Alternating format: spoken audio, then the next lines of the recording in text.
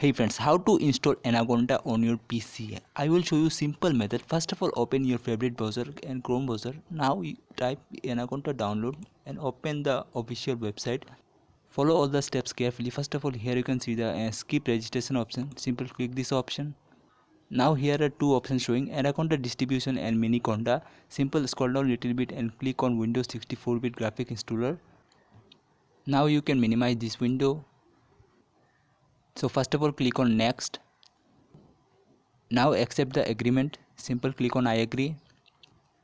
If you use Anaconda for yourself, simple select the first option. If you use multiple user, simple select the second option. So it myself, so click on next. Now click on next again. Here you can see select the first option, create shortcut. Simple click on install. Now finally our Anaconda installation process success after 1 and 2 hours.